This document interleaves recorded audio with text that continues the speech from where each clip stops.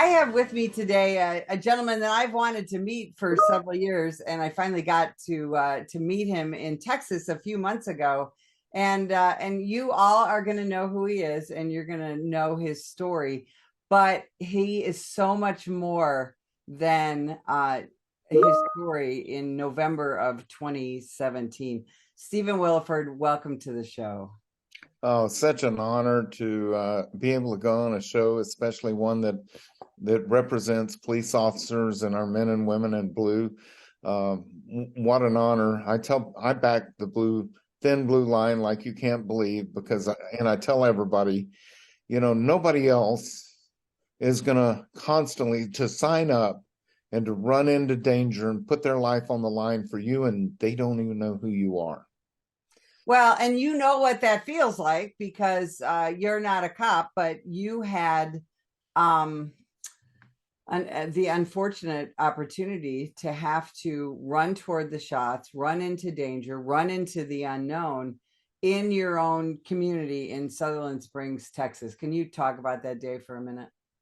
Well, that morning I had got up and told my wife that I wasn't going to go to church because normally we went to church about 40 miles up the road.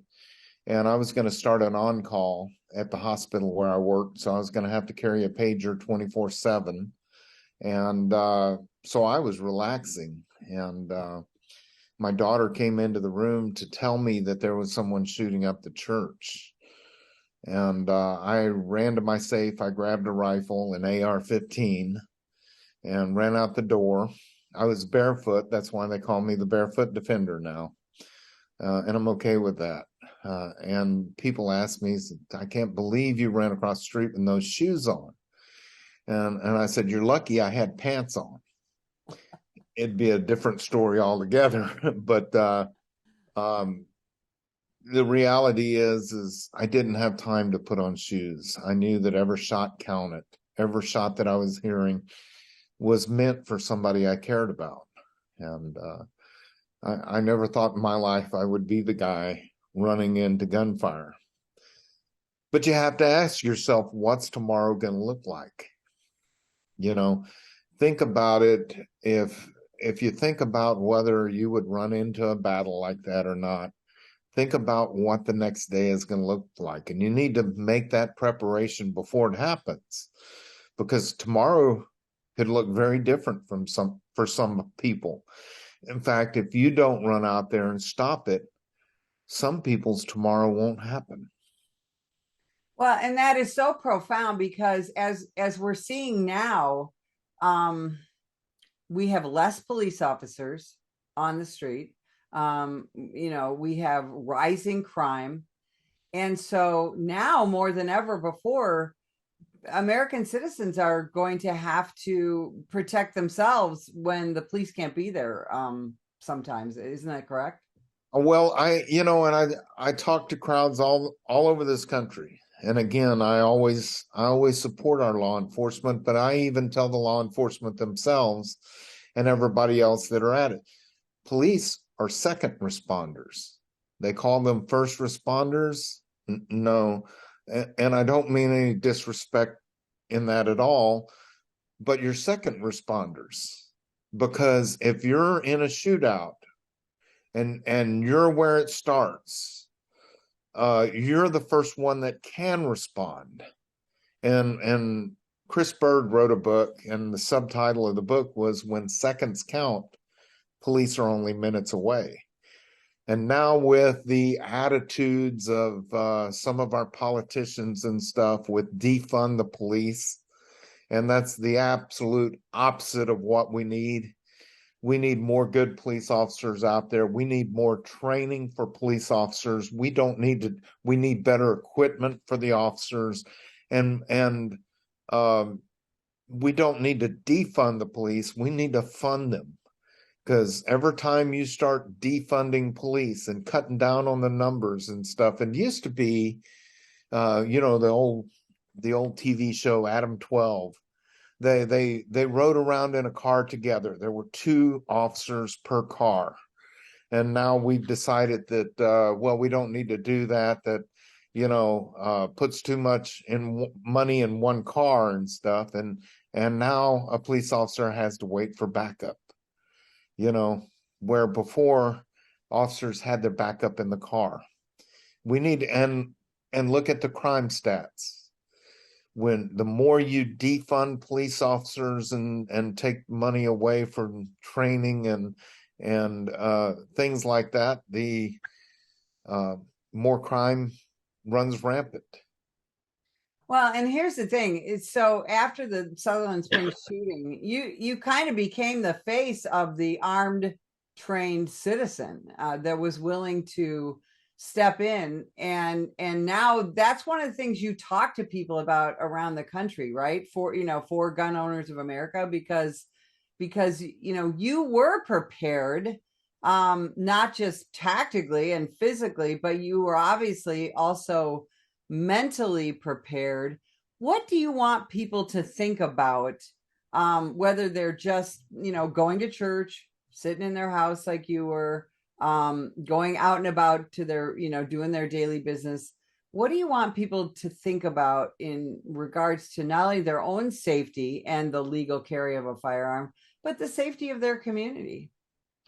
Well, so you touched on it when you said mental preparedness, because all the physical and everything, all the training in the world, if you don't have that mental preparedness, it doesn't do you any good. You can know what to do, but if your feet don't motivate and get into that battle, and so I truly believe God wires some of us differently. And some of the ones that he wires differently, they put on a badge and become a police officer. And in the industry, you call it sheepdogs. And I truly believe that I was a sheepdog from day one, because I used to shoot on a church or pistol team. And it was funny because we'd go to police departments because we'd clean up their trophies. Our team would go and clean up trophies when they had a shoot that was open to the public. But we used to train, we used to compete, and one of our team members, we had a team of 5. One of our team members was a San Antonio police officer, a former Army Ranger, and he was one of our centers. Well, that's what we called our shooting team. And he would help train me in between competitions, never thinking that I would ever use something like this. But I always caught myself, even with my kids, way before this happened, when I went into a restaurant, the seat in the corner with the back against the wall, looking out over the crowd, that was the gunfighter seat, and that was Dad's seat. And so my children, when they were growing up, would run over and sit in the gunfighter seat, knowing that I would throw them out. And it became a big game for them. And I But don't and you know what that did? It made them aware. My husband and I fight over that seat when we go out, and because we both carry guns, and you're right. It made your children aware, right, of why you were sitting in there. Did you ever talk to the kids about what would happen if Dad did have to take action and use that gunfighter seat, as you call it? Oh, we talked about it, but they kind of laughed me off and thought I was, like I say, it became a game for them. And they knew that I was going to throw them out of that seat. But it became a game for them. But then after November 5th, 2017, they realized how serious it was. And the next time we went out as a big family, and they have their own spouses and their own children now, and we all went out to dinner, and I looked over and my gunfighter seat was sitting there waiting for me. They were seated before me, and my seat was there waiting for me, because they realized it's a real thing and I'm serious about it. And the games and the jokes are over. Absolutely. I remember in the media aftermath of your shooting that there were people who, anti-gun people, of course, who said that violence should not be met with further violence, and there was a lot of comment about that you grabbed the evil AR-15. What were your thoughts when you first started to see that media coverage? Well, I got a whole lot of bad stuff from the media. Some of the media tried to make me look like I was some sort of vigilante running around looking for a fight. That's far from the truth. But I would tell police officers, my gun's never your problem. It may be your salvation someday. It may be the solution, but it's never your problem. And I would ask, so Joe Biden himself said that I shouldn't have had that AR-15. And my question to Joe Biden, if I could ever ask him a question, if it was his wife and Hunter sitting in the pews, would he have really cared what kind of gun I used to stop? And somebody in the media, I do 5 to 6 radio shows a week, and they put me on with a liberal radio show. And he said, I don't want some Larry Moe and Curly like yourself coming to rescue me. I'll wait for the police. I said, really? Would you really wait for the police?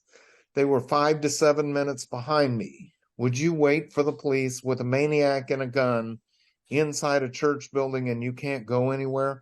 Or would you rather a person like myself come and stop a shooter? I hit the shooter 6 out of 6 times. I pulled the trigger of my rifle 6 times. He had on class 3 body armor, a ballistic helmet. I hit him 6 out of 6 shots. He hit the truck in front of me. He shattered the windshield of the car behind me. He hit the house behind me. Would you rather wait for the police? And that's the thing. You are, proficient with your firearms, because you do train with them. And one of the things I want you to emphasize is, you talked about being on a pistol team and all that. Shooting's fun, isn't it? The shooting sports is something that is really enjoyable, isn't it? It's golfing, but for men. Hey, I do it too. Okay, well, and some women like golfing too, but it's to me it's a lot more fun and a lot more relaxing than golfing. Right. I really enjoy it, and I would tell your audience, and I would even tell the police officers that are watching, if you're just going and you're qualifying on a flat target standing in one spot, that's not real training. That's practicing marksmanship. And in a real life, real world situation where you're being shot at, if you're standing in one spot shooting back, you're the target. You just don't know it. So you should be training, moving and shooting at the same time. And I did until I found that truck to run for cover. And it's okay to run for cover. This guy had on body armor and a bulletproof helmet and stuff, and I didn't, but I ran behind a Dodge pickup with a 6.2 V8 Hemi in it, and that was the best body armor I could have found. Absolutely. When we talk about gun ownership in this country, we see that again now with the rise in as crime rises, we see a rise in gun ownership, lawful gun ownership, and that's one of the things that Gun Owners of America promotes. Talk about why private ownership is so important and why people need to know what GOA is all about. Okay, why gun ownership is so important, and this was really telling. Recently, the FBI just released its newest statistics on active shooters and mass shooters in this country, and what the FBI said is that only 4% of mass shootings are stopped by non-law enforcement civilians. But what John Lott did, John Lott, he's a statistician. He does stats. I can't say that word. But what he did is he took all the numbers and he pulled out all the numbers of the mass shootings that happened in gun-free zones. And all the mass shootings that happened is 94% of the shootings that happen are in gun-free zones because the shooters know that no civilians can stop them. So he took that out of the stats because non-law enforcement, men and women, aren't going to be there with their guns for the most part. And Right. he took the rest of them that were not gun-free zones, and he compiled that data from 2014 to 2021. In not gun-free zones, there were 204 shootings in America, mass shootings. And out of the 204, 104 of them were stopped by non-law enforcement civilians. That's over 50% of the time. And what did I tell you before? Is that when seconds count, police are minutes away. You're your own first responder. And what was interesting from that stat also is there wasn't one innocent bystander hit by the guy that stopped the shooting. So that's important to say too, because this guy called me a Larry Moe and Curly because he was afraid that I was going to hit him. And that doesn't prove to be the case. Civilians with guns, non-law enforcement, or the bigger, we outnumber the police department, and we have the ability to save ourselves and other people around us. That's an important stat. Why do you think guys like that radio host you talked about? Why do you think he has such a, frankly, an insulting view of gun owners like you and me? You know, calling you You Larry Moe know, and Curly. I honestly believe that he believes that if you just ban guns altogether, that that's the solution to the problem. But you play that game, and do you think the criminals are going to turn in the guns? Absolutely not.